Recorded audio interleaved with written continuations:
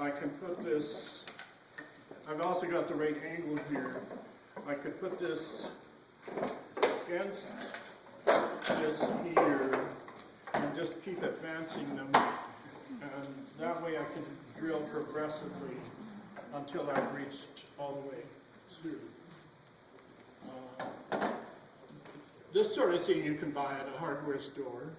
There also is an expensive one that's like 3 times as expensive, which is an aircraft long, small drill like that.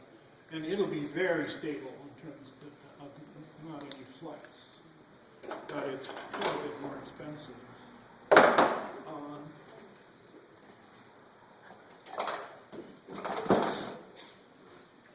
You can do the same thing for the decal. You could, instead of the more intricate corners that I've got on here, you could opt for a corner that's much simpler to put together. Like, whoops. I'm not sure if I got this cut out right.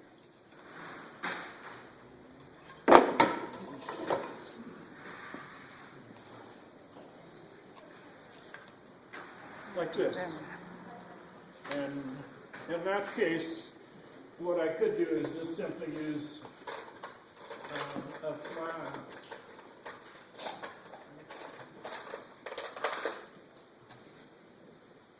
a flat corner on that to hold it secure, or because there's not much room on there.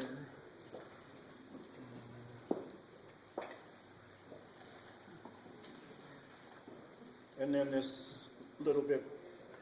And also, I think on Tim's, the little lip is rounded, so it's fairly narrow, isn't it? Yeah. Whereas, like this part here comes down to almost to a line, doesn't it? Yeah, I think that looks real similar. Yeah, except yours, you rounded a bit. Yeah, and sometimes you put Just a slight angle. Yeah. So, yeah, I could almost just shave a bit away when you saw it out.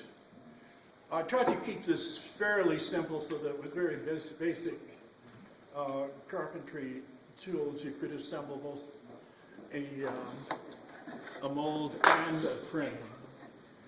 If you want the real thing, you should buy one from I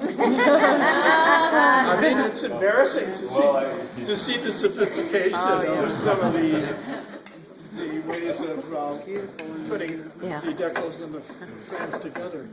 No, congratulations. That's really super. Yeah, one other thing I failed to mention. In the Barton Green, the choice wood for this is Honduras mahogany. And guess what the state of Honduras mahogany is? It's actually illegal to either sell or buy it.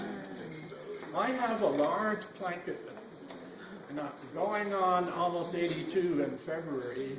I'm not too sure that I'll be using all of that. I'm in great trouble does it get delivered? We're in a problem to get it across the border. You could get into very, very serious difficulty. It might be different. That's probably different in different countries. I think it is. They still sell something in the United States called genuine. I don't know where it comes from. I don't know if that's illegal. Yeah, well, this was from years ago.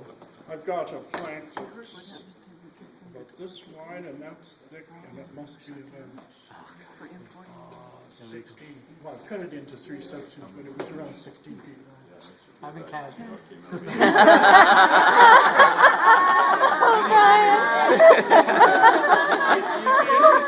Yeah, sure, yeah, I've got somebody else Get across that Michigan builds way, and if you get food, guitars that I have. it's a long way around. Do you have any questions? We can finance a boat. After you weave it, do you press it at all or burnish it down? I mean, or is it No. pretty much I'll just make sure that it compacts. manually squeeze it? Yeah, so that it compacts thoroughly. once this has progressed more, you know, I'll be able to force those together. And then when I stretch that across, these are some other things that would be helpful. From a place like Lee Valley, I can buy some bolt nails, and they look like this. Have you ever used these?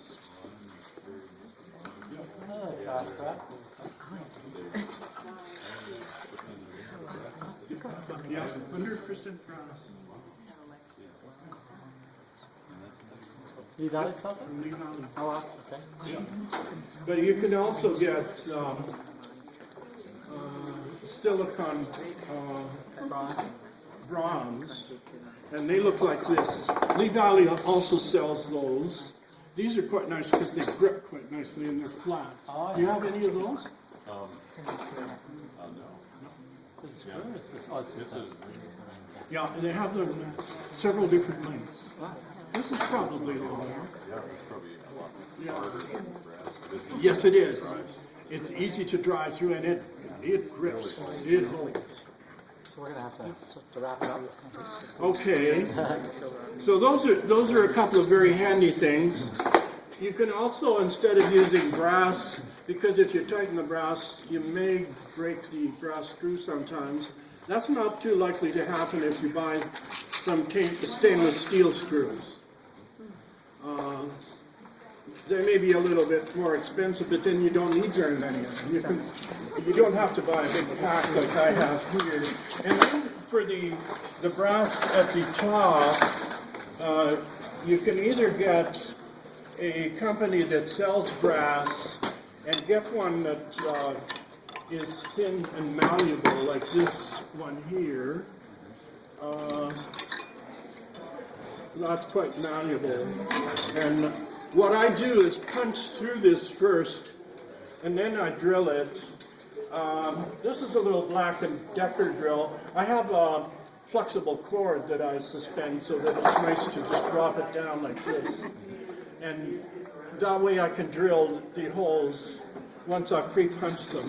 And then also to drill the fine holes for sewing this on, I just use a needle and just burn through this with this. If I do it fairly quickly, It gets hot spinning. So yeah, but if you do it fairly quickly, it doesn't have time to really sort of. do it before you put the mold. I'm sorry. And do it before you put the mold together. Oh yeah. Well, absolutely. Some people, I So we're see gonna have to, group two, we're gonna have to move on, but I'd like to thank Helmut.